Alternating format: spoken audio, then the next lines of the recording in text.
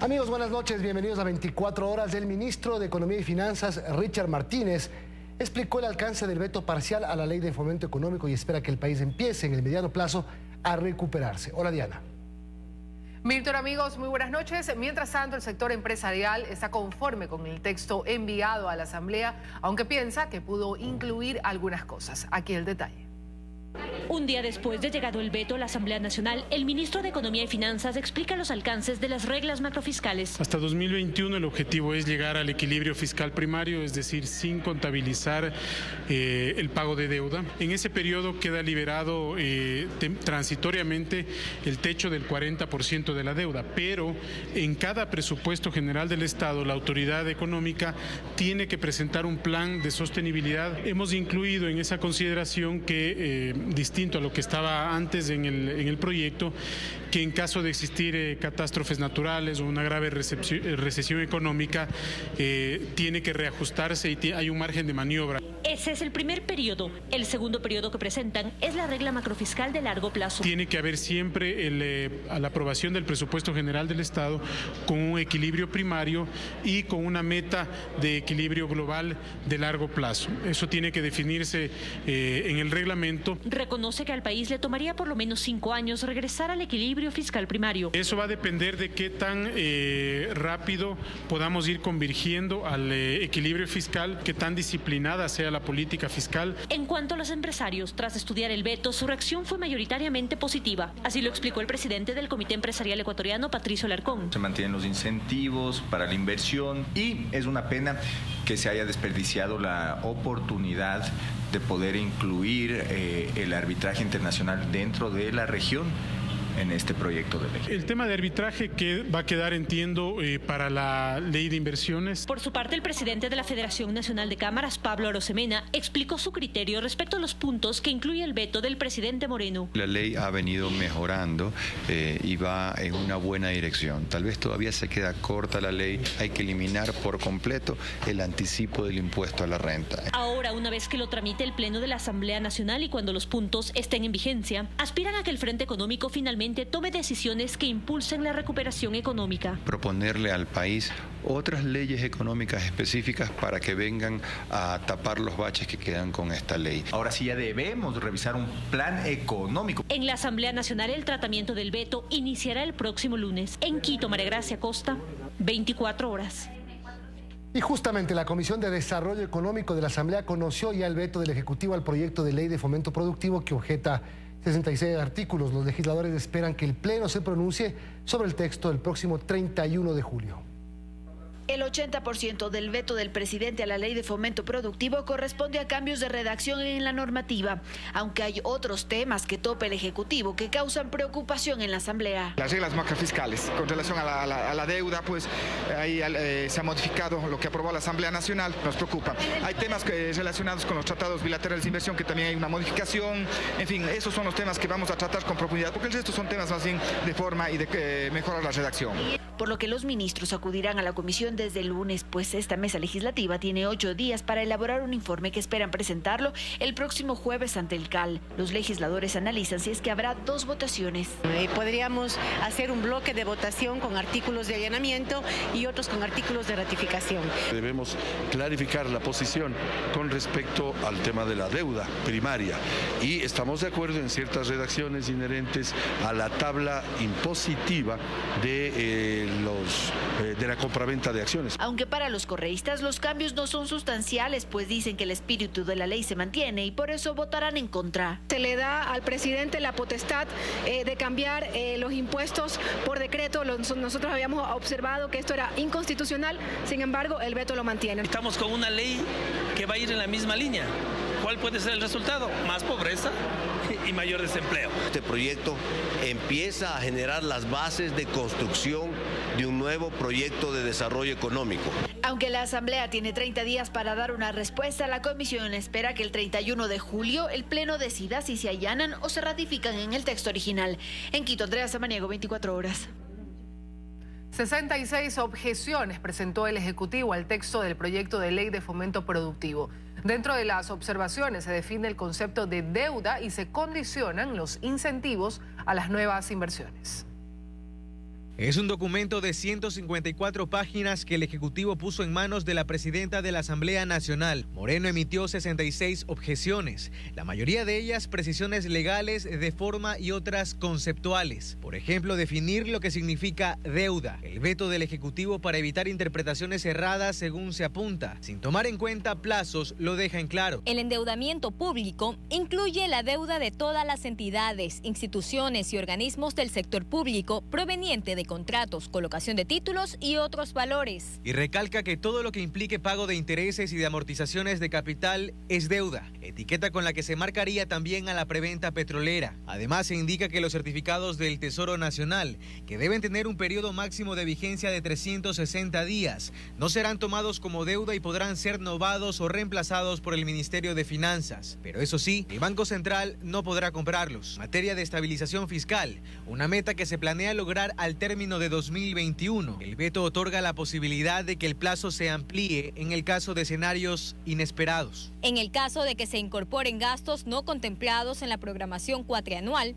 el ente rector de finanzas públicas presentará a la Asamblea junto con una proforma que permita lograr la meta en un plazo adicional. Además, se plantea que no se apruebe un presupuesto con déficit primario y que una vez alcanzado el equilibrio fiscal, los ingresos de la explotación de recursos naturales no renovables vayan a un fondo de ahorros. En lo relacionado a la remisión de intereses y condonación de deudas también hubo algunos cambios. Por ejemplo, el techo de condonación de las deudas que existen con el Banco Nacional de Fomento en liquidación se sugiere reducir de $100,000 a $50,000. El veto además plantea modificaciones a los incentivos para las nuevas inversiones productivas. De esta forma se restringe la exoneración del impuesto a la renta para la industria ligada exclusivamente a las industrias básicas y se incorpora dentro de la categoría sectores priorizados a la industria, la agroindustria y las actividades agroasociativas, enfocando esta exoneración a las empresas nuevas o ya existentes que generen empleo neto. En cuanto a la exoneración del impuesto a la salida de divisas, el veto especifica que los dividendos estarán exentos de este pago,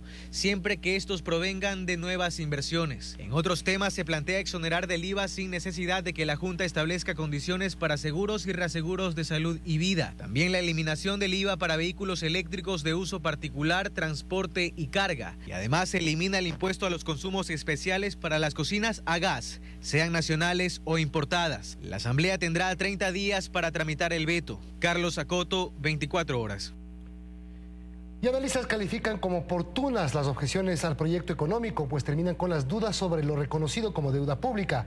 Sin embargo, no son optimistas al analizar si los incentivos que incluye el proyecto garantizarán las inversiones privadas.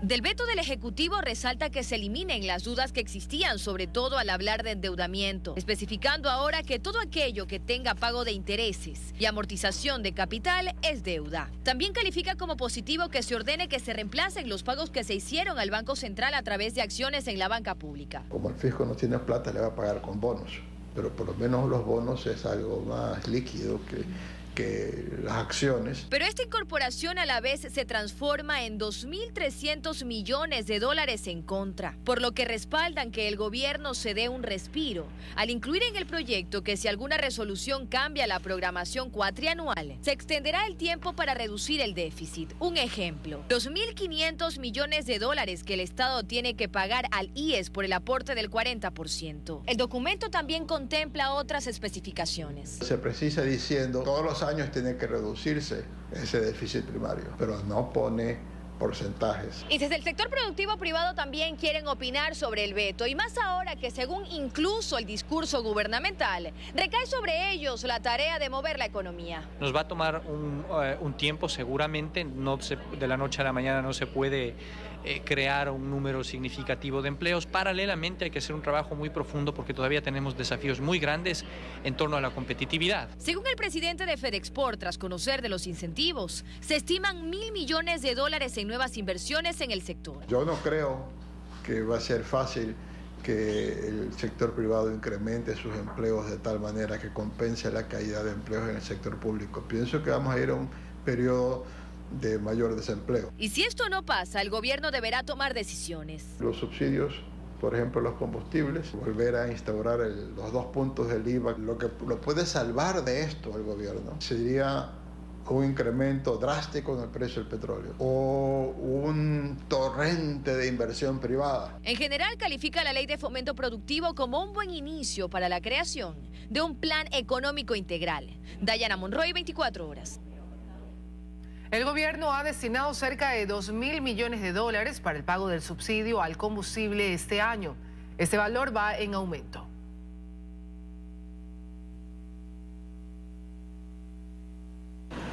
Tal vez usted no es de los que pide factura luego de poner gasolina al vehículo, pero ¿qué tal si desde ahora lo hace y se fija en cuánto realmente es lo que pagaría si el combustible que usa no estuviera subsidiado? Veamos, por 10 galones de diésel el conductor pagó $11. Sin la contribución del gobierno, le habría tocado en realidad 26,21, es decir, $15,21 más. Ya serían 20, pero eso no alcanzaría ni para llevar casi el pan a la casa. Igual ocurre en esta factura de Ecopaís. El valor a pagar fue de $15, pero sin el subsidio, 26,81, casi el doble. Esta de súper se pagó $20, pero sin la ayuda del Estado habría sido 25,71.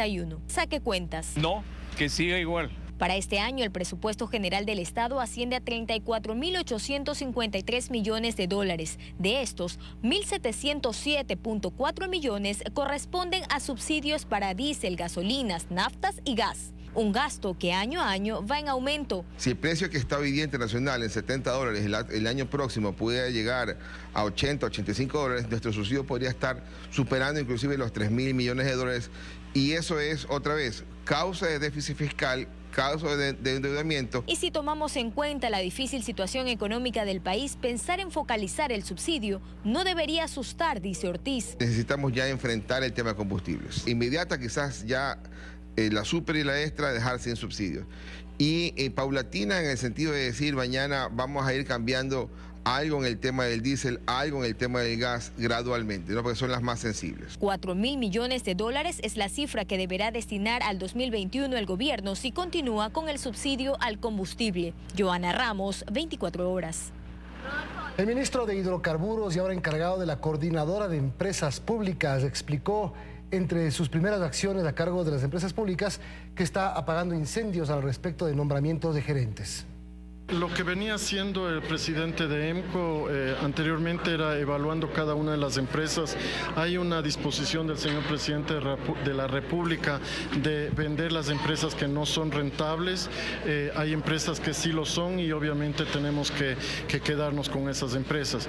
Yo no he tenido tiempo de hacer análisis hasta ahora, estoy apenas apagando incendios, ayudando al nombramiento de gerentes de empresas que tienen que ser nombrados, cambios que estamos haciendo. Este momento estamos con gerente subrogante en Petroecuador, con gerente subrogante en CENEL, tenemos que hacer un cambio en SELEC, Correos del Ecuador renunció la gerente, etcétera, etcétera. Entonces yo estoy tratando de apagar fuegos nada más en este momento. 2 legisladores presentaron su desafiliación al movimiento Alianza País por la falta de coordinación al interior de la organización política, sobre todo en las provincias, aunque anunciaron que seguirán votando con el oficialismo. Falta de norte, de conducción política en los últimos meses. Esto genera situaciones complejas en cada una de las provincias. También ha habido falta de información, hermetismo en la información con respecto a las futuras decisiones, a las próximas elecciones electorales que se vienen. Alianza País durante todo este año ha venido atravesando una situación compleja, complicada, y ha desembocado en múltiples conflictos dentro de diferentes provincias. Nosotros hemos planteado de que nuestra decisión es retirarnos, desafiliarnos. Vamos a seguir coordinando con el gobierno. Vamos a seguir trabajando con el bloque en los temas de interés para mi provincia y para el país, como lo hemos estado haciendo hasta ahora. El exministro Lenín Lara acudió a la comisión que investiga el caso Gabela en la Asamblea Nacional. No dio detalles de las observaciones que realizó el Comité Interinstitucional al tercer producto del perito Mesa, aunque confirmó que el documento tuvo custodia. El tercer producto sobre la muerte del general Gabela estuvo en manos de Lenín Lara y del Comité Interinstitucional, que incluso lo discutió. En el comité hubo observaciones que se plantearon y me atrevería a decir que observaciones de forma básicamente. Pero los detalles de las observaciones no se pudieron revelar porque el proceso aún se encuentra en investigación. Simplemente quiero que me responda si conoce los nombres de los responsables establecidos en esa pericia. Precisamente quiero responderle que es información... No le estoy pidiendo los nombres, le estoy preguntando. Tiene que responderme sí o no nada más. Yo manifesté en Fiscalía respecto de ese contenido. Lara dijo que el tercer producto realizado por el perito Mesa tuvo custodia. Incluso para ese cometido se solicitó la adquisición de una caja fuerte. ¿Y quién tenía la custodia de la caja fuerte, señor ministro?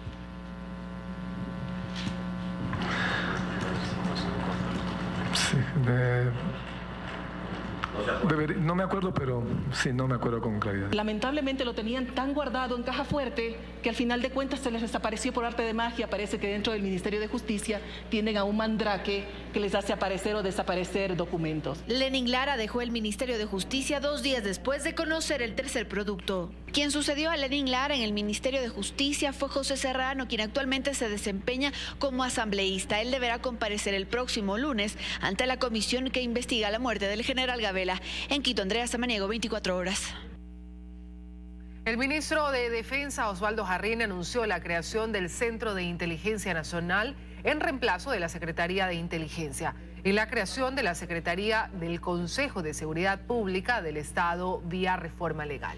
El ministro hizo el anuncio en el marco del Consejo Sectorial de Seguridad que sesionó esta mañana con el propósito de revisar el contenido de 4 leyes relacionadas con la seguridad del Estado, que según dijo, se remitirá a la Asamblea hasta finales de este mes como iniciativa del Ejecutivo. Se termina la CENAIN y se aprueba la creación del Centro de Inteligencia Nacional. Se crea, en segundo lugar, la Secretaría del Consejo de Seguridad Pública y del Estado. Y luego se pasa a la reforma de los 4 cuerpos de ley. Ley Orgánica de la Defensa, Ley de Seguridad Pública, Ley de Inteligencia y Ley de la Gestión de Riesgos. En el mejor de los casos, para fin de mes estaríamos entregando los 4 cuerpos de ley a la Asamblea Nacional para su discusión y aprobación. Más noticias, amigos. El proceso de reclutamiento en línea para conseguir un cupo en la Policía Nacional se realiza desde el lunes anterior. Las autoridades aseguran que el proceso es completamente gratuito. Desde el lunes anterior hasta el próximo domingo, el Ministerio del Interior, a través de su plataforma virtual, receptará las postulaciones para 2.200 aspirantes a policías. De estos, 400 son plazas para directivos o cadetes y 1.800 para técnicos, operativos o de tropa. Los postulantes pueden inscribirse de acuerdo a su último número de dígito de cédula, es decir, el lunes empezaron los que terminaban en 1 y 2 y este día viernes se inscribirán los que su cédula termina en 9 y 0. Este año los cupos destinados para la Escuela Superior de la Policía son 70 para mujeres y 330 para hombres, mientras que para las diferentes escuelas de formación de policías del país se distribuirán 500 cupos para mujeres y 1.300 para hombres. Los postulantes que califiquen serán sometidos a pruebas psicológicas, médicas, físicas y de confianza. Una vez que hacemos el filtro de la estatura y el puntaje de CENESID, deben dar las pruebas psicológicas. Daniela Valareso, presidenta de la Comisión de Admisión y Reclutamiento del Ministerio del Interior, aseguró que si bien el proceso de reclutamiento, selección y estudio es gratuito, los aspirantes deberán gastar un promedio de $170 mensuales. Estos rubros cubrirán alimentación, uniformes e implementos de estudio y aseo. El proceso de selección es totalmente gratuito y el proceso de formación y capacitación también, de acuerdo a lo que menciona nuestro Código Orgánico de Entidades de Seguridad Ciudadana y Orden Público. Se estima que a diferencia del año anterior, que se registraron 50.000 postulantes, este año llegarían a los 70.000. Explicó que los requisitos exigidos para ser policía son tener nacionalidad ecuatoriana por nacimiento o naturalización, no tener menos de 17 años ni ser mayor de 24. La estatura mínima en hombres debe de ser de 1,68 centímetros y en mujeres 1,57 centímetros. Poseer título de bachiller y registrar un mínimo de 750 puntos en el examen ENES, ser bachiller. No deben tener antecedentes penales, no tener impedimento de cargo público. Para el registro se ingresa a la plataforma virtual del Sistema de Reclutamiento del Ministerio del Interior de la página www.ministeriodelinterior.gov.es. Helen Quiñones, 24 horas. No existe rastro de la profesora cuencana que desapareció la semana pasada. Familiares y amigos desesperados por no tener noticias realizaron un plantón en los bajos de la gobernación de la SUAY para exigir que se agiliten las investigaciones. Se trata de Gloria Elizabeth Tirado Jiménez, quien desapareció el pasado 11 de julio en Cuenca y de quien no se sabe nada hasta la fecha. No hay rastro, que la policía nos dice que esperemos, la DINASED, que esperemos, que dejemos en manos de ellos, pero no puede ser tantos días y no tener una sola respuesta. La mujer, que laboraba como profesora en la escuela Otto Arosemena, salió el miércoles de la semana pasada a las 5 de la mañana al hospital de IES por una dolencia en su salud. Desde entonces nadie la ha visto. Es una profesora que siempre ha demostrado ser puntual, muy dispuesto como para que desaparezca sin dejar rastro. Su hijo, al igual que toda la familia, están desesperados. Por ello, la mañana de este miércoles realizaron un plantón en los bajos de la gobernación en el centro de Cuenca. Sobre todo ejercer presión para que las autoridades nos ayuden de alguna manera, porque no hemos recibido respuestas exactas, concisas y claras que nos den una pista de dónde está mi tía. El gobernador de la SUAY, por su parte, indicó que DINASED investigue el caso. Estamos trabajando de manera incansable como justamente la DINASED, unidad de la Policía Nacional. Hoy, este momento, estamos subiendo una reunión de articulación y ver cuáles han sido los diferentes avances. Si tiene información sobre el paradero de Gloria, se puede comunicar al ECU 911 en Cuenca. Iván Rodríguez, 24 horas. La mayoría de los ecuatorianos no quieren a Hernán Darío Gómez como entrenador de la selección de fútbol, según encuestas en las redes sociales y en varios medios de comunicación. La llegada del entrenador genera rechazo en la ciudadanía. El anuncio de la contratación de Hernán Darío Gómez, Bolillo, como director técnico de la selección el pasado martes, ha generado controversia en la ciudadanía. No estoy de acuerdo. Ya tiene que cambiar, tiene que renovar a Ecuador, no enfrascarse en Gómez en lo pasado. Yo no estoy de acuerdo, debe ser otro técnico. No podemos seguir con nosotros con ese tipo de entrenador. Tenemos que modernizarnos, tenemos que ver a Europa. Si queremos cambiar la mentalidad de estos futbolistas, porque si no seguiremos lo mismo. Bolillo, quien clasificó a Ecuador a su primer mundial, ya no cuenta con el respaldo total de la gente que lo apoyó en 2001, luego de un atentado que sufrió en Guayaquil. En redes sociales se pronuncian así de su contratación. El problema del fútbol ecuatoriano no se soluciona con la llegada del Bolillo Gómez. El problema del fútbol ecuatoriano se soluciona con la salida de quienes lo designaron. Lo bueno de tener de director técnico al Bolillo es que si nos van goleando, va y habla con el director técnico de la selección rival para que pare esa masacre. Un error de la FEF, insistir en Bolillo Gómez para director técnico de la TRI rumbo a Qatar.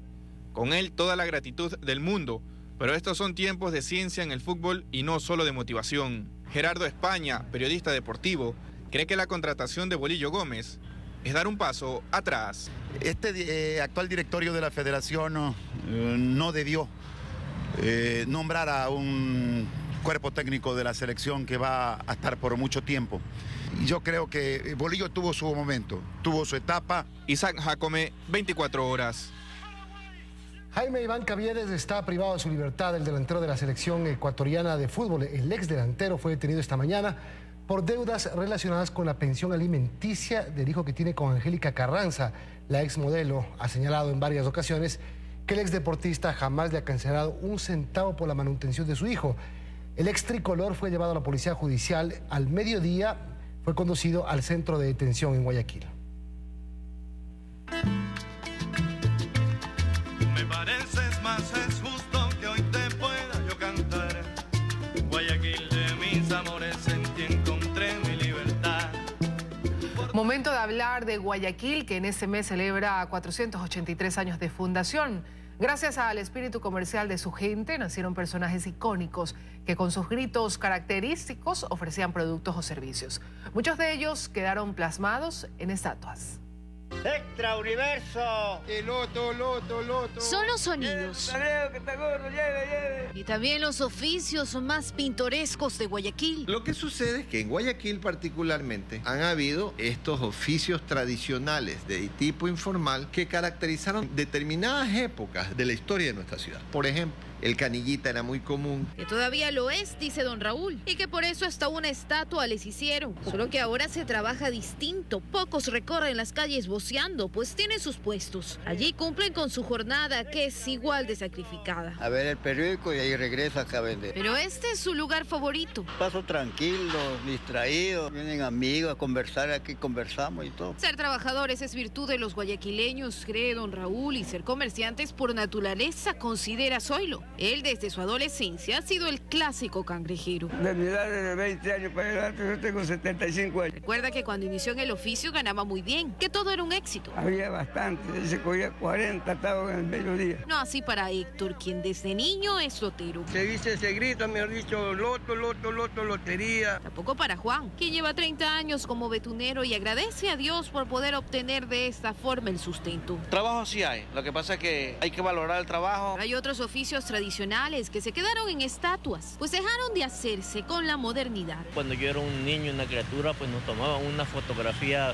en blanco y negro por el valor de un sucre. O algunos que aún viven en el recuerdo. Existían los vendedores de escobas, que tenían hasta su grito peculiar para poder salir y comprarles, que era escobas y escobillones, gritaban. Lo cierto es que hablar de Guayaquil, de esta ciudad de más de 2.671.000 habitantes, cuyo 47,5% de las personas con empleo se encuentran en el sector informal, es hablar de ellos, de los que de cualquier forma venden. En esta, la ciudad del comercio. Luisa María Heredia, 24 horas. Noticias: la Fuerza Naval de Colombia logró asestar un nuevo golpe a los grupos narcodelictivos que operan en el departamento de Nariño.